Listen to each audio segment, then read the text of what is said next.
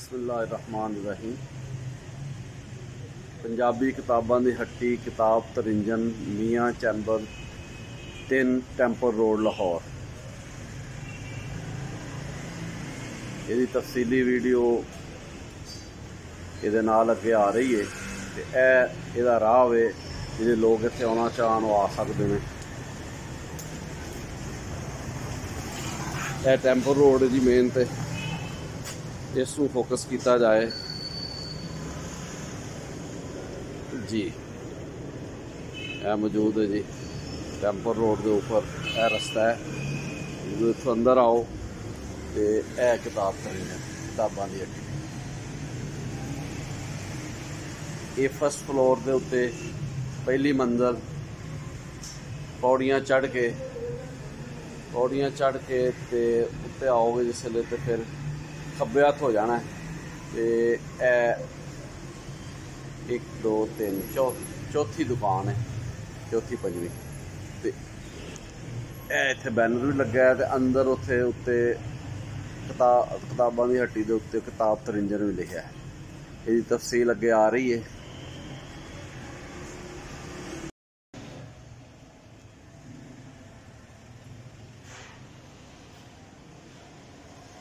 बिस्मिल्लाहिर्रहमानिर्रहीम जी। इस वेले टैंपल रोड लाहौर किताब तरिंजन पंजाबी किताबां दी हट्टी इत्थे मैं मौजूद हाँ। तो ये एक सस्ती किताबां बेच रहे हैं पंजाबी दियाँ।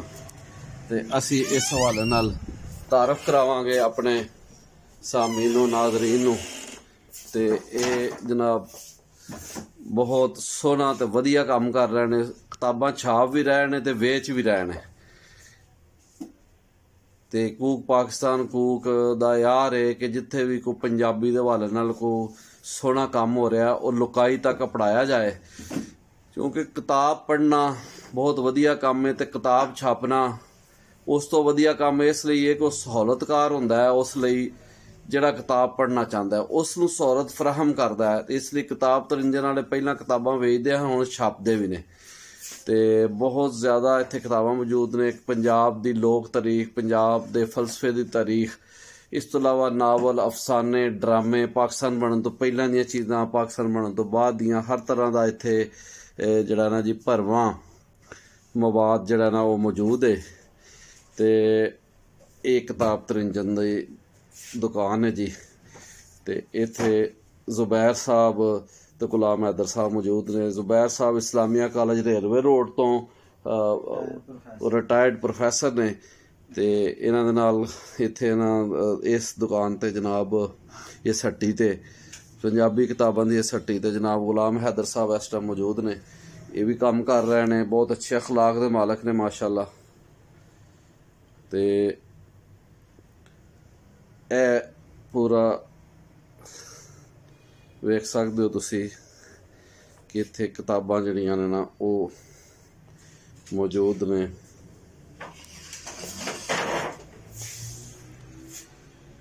मोजी परिवार, टुरदे टुरदे, ये बाल अदब है जी, जातकां दा अदब। जातकां लई किताबां लिखियां गई ने। शरारती रिछ ते चूँकि इहदी भी लोड़ रहिंदी है। अक्सर लोकी पुछदे ने कि जी बालां लई की लिखिया जा रहा पंजाबी दे विच। सो ये मैं समझना वा कि यह जिहड़ी किताब तरिंजन जिहड़ी हट्टी है जनाब जुबैर साहब दी, ये बहुत वधिया आर कर रहे हैं।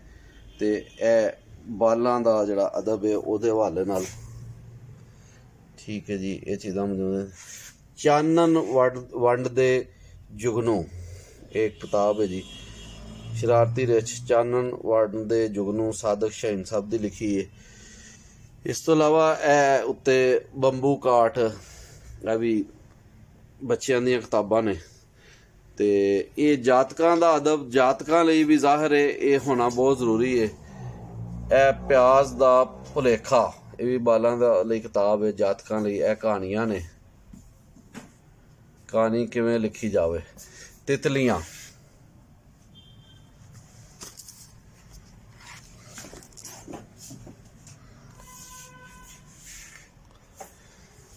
पंजाबी अदब च ਤਰਜਮੇ ਦੀ ਰਵਾਇਤ ਇੱਕ ਬਹੁਤ ਵਧੀਆ ਪਰਖ ਪਟਚੋਲ ਦਾ ਕੰਮ ਹੋਇਆ ਹੈ। ਇਹ ਕਿਸੇ ਸੂਝਵਾਨ ਡਾਕਟਰ ਜ਼ਹੀਰ ਅਹਿਮਦ ਸ਼ਫੀਕ ਸਾਹਿਬ ਕੀਤਾ ਹੈ।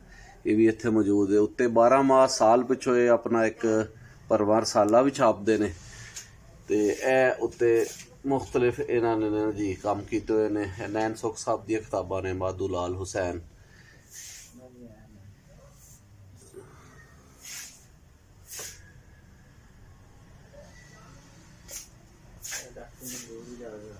डॉक्टर मंजूर इजाज साहब ਦੀਆਂ ਕਿਤਾਬਾਂ ਉਹਨਾਂ ਨੇ ਬੜਾ ਸੋਹਣਾ ਕੰਮ ਕੀਤਾ। ਤਹਿਕੀਕੀ ਆ ਹੁਣ ਜਿਹੜੀ ਉਹਨਾਂ ਦੀ ਕਿਤਾਬ ਹੈ ਪੰਜਾਬ ਦੀ ਲੋਕ ਤਾਰੀਖ, ਉਹਦੇ ਵਿੱਚ ਵੀ ਭਰਵਾਂ ਕੰਮ ਹੋਇਆ। ਇਹ ਦੇਖ ਸਕਦੇ ਹੋ ਪੰਜਾਬ ਦੀ ਲੋਕ ਤਾਰੀਖ। ਇਹ ਅੱਜ ਮੈਂ ਇੱਥੋਂ ਖਰੀਦੀ ਹੈ। ਬਹੁਤ ਸਸਤੀਆਂ ਕਿਤਾਬਾਂ ਨੇ ਜੀ ਮਾਸ਼ਾਅੱਲਾ, ਖਸੂਸੀ ਰਿਆਇਤ ਵੀ ਕਰਦੇ ਨੇ ਤੇ ਇਹ ਸਾਨੂੰ ਇਸ ਹਵਾਲੇ ਨਾਲ ਇਹਨਾਂ ਦੇ ਨਾਲ ਸਰਪ੍ਰਸਤੀ ਵੀ ਕਰਨੀ ਚਾਹੀਦੀ ਹੈ ਸਾਰੇ ਪੰਜਾਬੀਆਂ ਨੂੰ ਕਿ ਇੱਥੋਂ ਆ ਕੇ ਕਿਤਾਬਾਂ ਲੈਣ। ਤੇ ਇਹ ਬਹੁਤ ਖਸੂਸੀ ਤਾਵਨ ਜਿਹੜਾ ਨਾ ਕਰਦੇ ਨੇ, ਮਤਲਬ ਤੁਹਾਨੂੰ ਇੱਥੇ ਪਰੇਸ਼ਾਨੀ ਦਾ ਸਾਹਮਣਾ ਨਹੀਂ ਕਰਨਾ ਪਏਗਾ।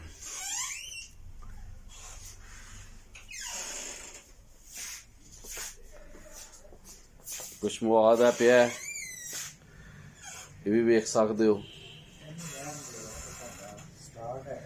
ਤੇ ਇਹ ਨੇ ਜੀ जनाब गुलाम हैदर साहब, एक मिनट वास्ते जरा आना। अच्छा गुलाम हैदर साहब ये दसो, तशरीफ रखो जरा।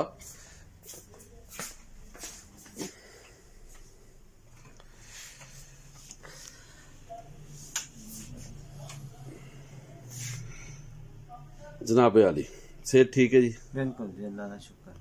अच्छा सर सानू दसो गुलाम हैदर साहब कि ਇਹ ਪੰਜਾਬੀ ਕਿਤਾਬਾਂ ਦੀ ਹੱਟੀ ਇਸ ਜ਼ਮਾਨੇ 'ਚ ਜਦੋਂ ਕਿ ਲੋਕ ਆਮ ਦੂਸਰੀਆਂ ਕਿਤਾਬਾਂ ਵੀ ਪੜ੍ਹਨੀਆਂ ਛੱਡ ਗਏ ਨੇ, ਪੰਜਾਬੀ ਕਿਤਾਬਾਂ ਦੀ ਹੱਟੀ ਦਾ ਤੁਸੀਂ ਕੰਮ ਕਰ ਰਹੇ ਹੋ ਔਰ ਸਾਬਤ ਕਦਮੀ ਦੇ ਨਾਲ ਜ਼ੁਬੈਰ ਸਾਹਿਬ ਤੁਹਾਡੇ ਜਿਹੜੇ ਇੱਥੇ ਮਾਲਕ ਨੇ ਇਸਲਾਮੀਆ ਕਾਲਜ ਰੇਲਵੇ ਰੋਡ ਤੋਂ ਰਿਟਾਇਰ ਹੋਏ ਨੇ, ਉਹਨਾਂ ਆਪ ਵੀ ਮੁਸੰਨਫ ਨੇ, ਸ਼ਾਇਰ, ਦਾਨਸ਼ਵਰ ਨੇ।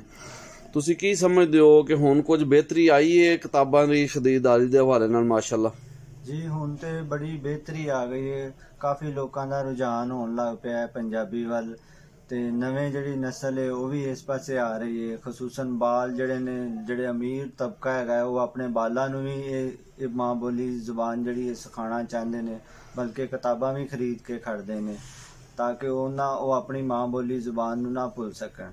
ਬਹੁਤ ਵਧੀਆ ਤੁਸੀਂ ਗੱਲ ਕੀਤੀ ਹੈ ਜੀ। ਇਹ ਮੈਂ ਵੀ ਚੀਜ਼ ਮਹਿਸੂਸ ਕੀਤੀ ਹੈ ਕਿ ਲਮਸ ਜੈਸੀ ਯੂਨੀਵਰਸਿਟੀ ਜਿਹੜੀ ਹੈ ਉੱਥੇ ਵੀ ਪੰਜਾਬੀ ਦਾ ਭਰਵਾਂ ਕੰਮ ਹੋ ਰਿਹਾ ਹੈ। ਤੇ ਜਿਹੜਾ ਕਲਾਸ ਹੈ ਨਾ ਜੀ, ਜਿਹੜੀ ਅਪਰ ਕਲਾਸ ਪੈਸੇ ਦੇ ਲਿਹਾਜ਼ ਨਾਲ, ਫਿਰ ਮਿਡਲ ਕਲਾਸ, ਫਿਰ ਲੋਅਰ ਮਿਡਲ ਕਲਾਸ, ਉਹ ਤੇ ਚਲੋ ਅੱਗੇ ਵੀ ਪੜ੍ਹਦੇ ਸਨ, ਲੇਕਿਨ ਹੁਣ ਪੰਜਾਬੀ ਦਾ ਰੁਝਾਨ ਉਧਰ ਵੀ ਆ ਗਿਆ। ਲੋਕ ਆਂਦੇ ਨੇ ਆਪਣੇ ਬਾਲਾਂ ਨੂੰ ਅਸੀਂ ਮਾਂ ਬੋਲੀ ਸਿਖਾਣੀ ਹੈ ਤੇ ਇਹ ਬਹੁਤ ਸੋਹਣੀ ਗੱਲ ਹੈ ਜੀ। ਤੇ ਤੁਹਾਡਾ ਕੰਮ ਬੜਾ ਸਲਾਹਣਯੋਗ ਹੈ ਜੀ। ਕੂਕ ਪਾਕਿਸਤਾਨ, ਕੂਕ ਸਾਡਾ ਪੰਜਾਬੀ ਦਾ ਚੈਨਲ ਹੈ, ਤੁਹਾਡੇ ਇਸ ਕੰਮ ਨੂੰ ਸਲਾਹੁੰਦਾ ਹੈ।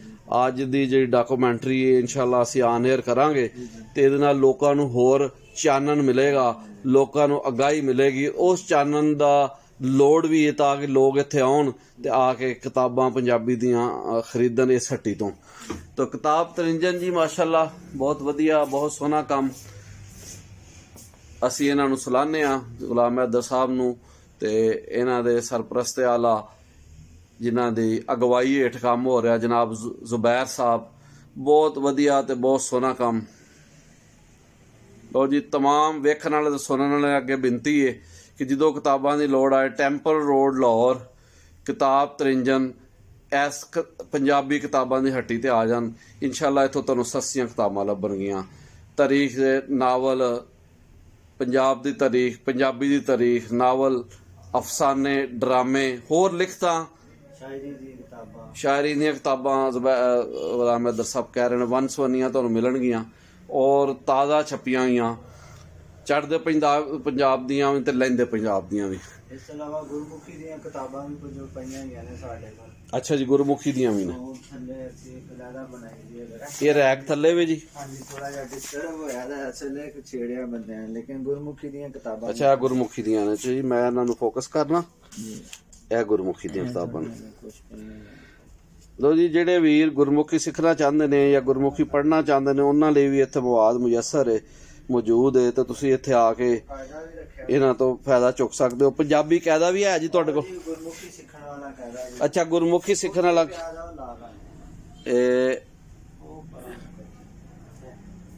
ਅੱਛਾ ਜੀ, ਉਹ ਗੁਰਮੁਖੀ, ਠੀਕ ਹੈ ਜੀ, ਉਹ ਉੱਤੇ ਕਾਇਦਾ ਹੈ।